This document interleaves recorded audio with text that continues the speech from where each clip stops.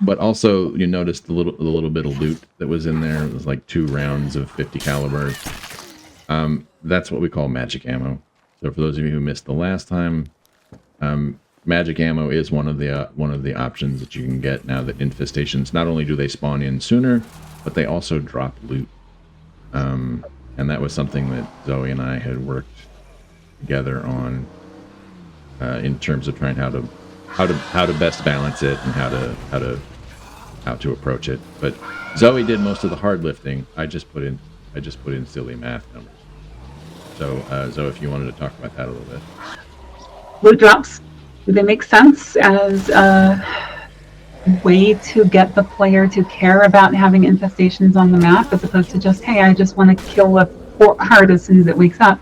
Right. They give a little bit of a bonus for dealing with hard situations, and they make sure that when you're expending ammo and expending explosives and maybe health items on clearing an infestation, it's not just a negative sum game. I took what was basically for a long time one of the complaints among the community and also among some of the developers here at the lab is that there's just not a like the fact that in Lethal and Nightmare, and I think to some extent in Dread, the loot drops for the special weapons cases are also reduced by the same amount of loot reduction as everything else. And so I added when you get to like a severity 3, when you get to a severity 3 infestation, you take down the freaks, and it's basically the equivalent of finding yourself a special weapons case. Maybe. It's not necessarily a guarantee, but you're going to get a weapon out of the deal because you just took down a Juggernaut. Good luck. Here we are with a Sev 3 and a Sev 2, like right next to our outpost. Now I could try to save this. Oh, that's bad. See, look at that.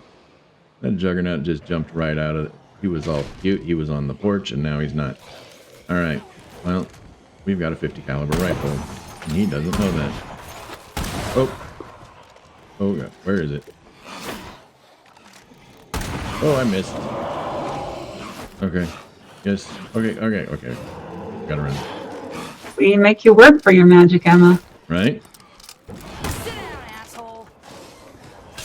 That one's dead. Oh, it's a suppressor. Alright. So, magic ammo. Drink some of that. I gotta find that Juggernaut. Where is he running? Where did the other barrel go?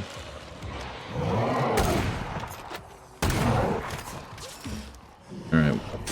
What do we get off this guy? Hey, big guy. All we got is magic ammo. Now, the reason we only got magic ammo off of that guy is because he's from a Sev 2 infestation, which means he was inherited from something else. Or because he was...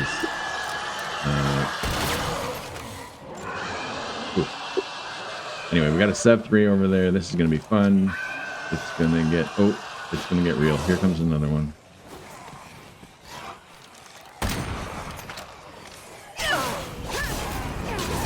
Yeah, that's No. different zombies drop. Yeah, different zombies drop different types of things. Like the regular zombies aren't gonna drop anything. Your ferals have a chance of dropping all kinds of fun things, depending on the severity of the infestation that they're attached to. Juggernauts are the only ones that really drop weapons. I think it's guaranteed that any given zombie will drop something particularly great. Yeah, only at certain severities. Like if this was a severity 2 infestation, like the Juggernaut is not guaranteed to drop anything other than what you might get from anything else. So it could be magic ammo, but it could also be up to it's also up to the severity of the infestation.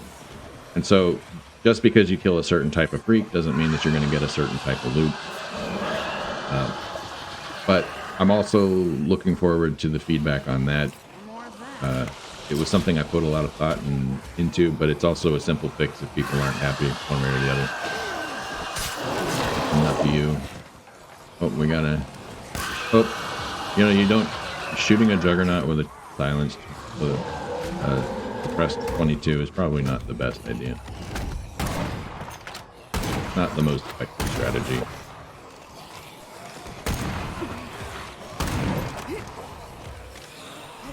So luring zombies into range of an infestation is a bit of a complicated question. If the zombie officially joins the infestation, which can only happen to a certain number of zombies of a given type, and if you then leave and return, you may get loot dropping from that zombie, like happened with the Juggernaut on the Sev 2 infestation. Alright, so somewhere I've got a feral that's still running around, but in order to kill these infestations, all I gotta do is aim straight and kill it. Kill screamers. The loot will behave about like how plague samples do. Yeah, infestations only have a certain set of loot that they are programmed to ever drop. And that loot will be assigned to any zombie that's in the infestation. So if you kill the infestation and then kill the zombies, you can still get the loot. That's the other interesting thing to note. Any regular zombie too? Or just the freaks? It depends how you configured it, but freaks. I think it's just freaks, yeah. I was basing it solely on freaks so that it's not just always a loot fest, right? Because sometimes you can afford to go after that Juggernaut, or sometimes you can afford to go after that feral right there. Now you notice that like both these infestations are cleared. Oops, shot above his head. So smart. There. He should drop loot. If I can get to execute him. Yep, there you go. Alright, so we get another professional suppressor. Gotta say, it's a little lackluster on the loot right now, but... you know, I did get a gun. So, and I'm not sure if I should have gotten that gun. We'll see. Got some magic ammo from the Juggernaut, so that'll keep the fight going. But it looks like I got a whole lot of not useful stuff. Okay. The loot drops do remain on the ground.